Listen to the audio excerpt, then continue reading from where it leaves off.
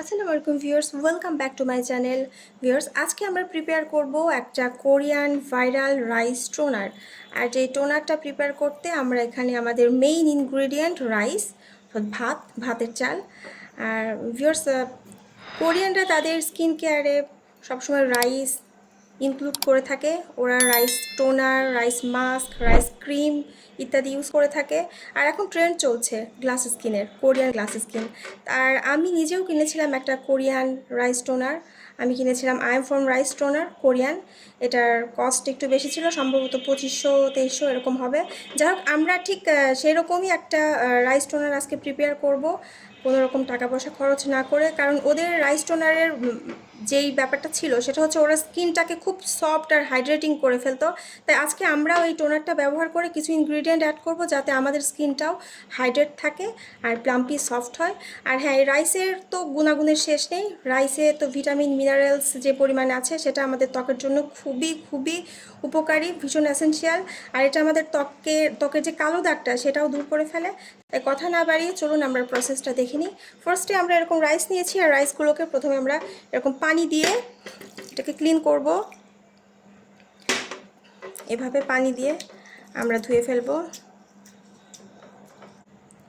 দেখুন, আমরা রাইসটাকে ধুয়ে নিয়েছি। এখন আমরা এরকম একটা গ্লাস জারে, কাঁচের গ্লাস জার, আমরা এভাবে রাইসটাকে রাখবো। এরপর আমরা এটাকে আমরা পানিতে ভিজিয়ে রাখবো পুরো একদিন। আমরা এখানে হাফ কাপ পরিমাণ পানি নিয়েছি, আর একটু লাগবে,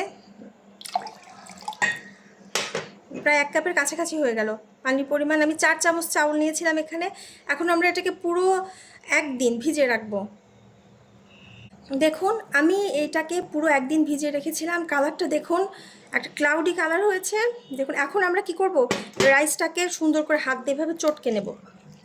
ইচ্ছে করে ব্লেন্ডারও ব্লেন্ড করা যেতে পারে, কিন্তু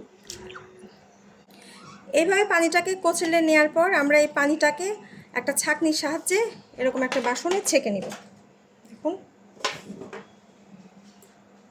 যে তো হয়ে গেল আমাদের রাইস ওয়াটার। এখন আমরা এই রাইস ওয়াটার দিয়ে আমরা রাইস টোনার প্রিপেয়ার করব। এখন আমরা টোনারটি রেডি করব। আমি এখানে কিছু রাইস ওয়াটার নিচ্ছি। এরপর আমি এখানে অ্যাড করব অ্যালোভেরা জেল। অ্যালোভেরা জেলটা অবশ্যই আমাদেরকে পিওর হতে হবে। দেখুন, এই যে এরকম নিয়েছি। তারপর আমরা এখানে অ্যাড করব একটা ভিটামিন ই ক্যাপসুল।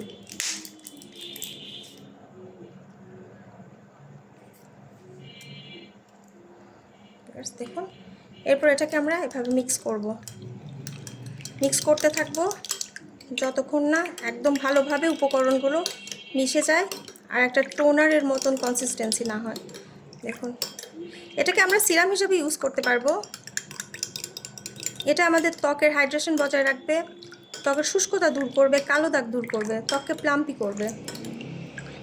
ঠিক এইভাবে এখন আমরা এটাকে কোনো স্প্রে বোতল বা সিরামের বোতলে স্টোর করব। এটা ফ্রিজে 1 সপ্তাহ থাকবে, ফ্রিজে নর্মালে। আমি এখন এটাকে এরকম একটা সিরামের বোতলে, আমার পুরনো একটা সিরামের বোতলে আমি এখন এটাকে স্টোর করব। দেখুন, আমি এই টোনারটা একটা আমার পুরনো সিরামের বোতলে এখন স্টোর করেছি। এখন এটাকে আমরা অ্যাপ্লাই করব। আমরা ঠিক যেভাবে আমাদের নর্মাল স্কিন কেয়ার করি, ঠিক সেইভাবে আমরা ফেসটা প্রথমে ক্লিন করব। মুখটা শুকানোর পর আমরা এই টোনারটা অ্যাপ্লাই করব। দেখুন, ঠিক এইভাবে, হ্যাঁ, এইভাবে সুন্দর করে ড্যাপ ড্যাপ করে, এই তো খুব সুন্দরভাবে এটা স্কিনে অ্যাবজর্ব হয়ে যায়। আর টোনারটা অনেক ভালো স্কিনকে হাইড্রেট করে, স্মুথ করে। আর ধীরে ধীরে রেগুলার ইউজের ফলে ত্বকের যে কালো দাগটা সেটাও চলে যায়, কালো কালো ছোপ ছোপ দাগ। আর সব থেকে বড় বেনিফিট হচ্ছে এটা একটা অ্যান্টি এজিং ইফেক্ট দেয়। আর এটাতে যেহেতু একদম মাইল্ড, তাই ছোট বাচ্চা ইউজ করতে পারবে। এটা আমার মেয়েও ইউজ করে। ও স্কুল থেকে আসার পর ওকে আমি ওর ফেসে স্প্রে করে দিই, আর মুখটা ক্লিন হয়ে যায়। দেখুন, ঠিক এইভাবে। ভিউয়ার্স, চাউলের পানি ব্যবহার করে আমি এই রাইস টোনারটি তৈরি করেছি। এই রাইস টোনারটি ব্যবহার করলে আমাদের ত্বকের কালো দাগ দূর হবে, ত্বকের ভেতর থেকে হাইড্রেশন প্রোভাইড করবে। আর এই টোনারটি শুধুমাত্র চাউলের পানি ব্যবহার করা হয়নি, এর মধ্যে আরও কিছু ইনগ্রিডিয়েন্ট আছে যেটার লিঙ্ক আমার ডিসক্রিপশনে দেওয়া থাকবে। আপনারা পুরো ভিডিওটা দেখে আসবেন। সবাই ভালো থাকবেন। আল্লাহ হাফেজ।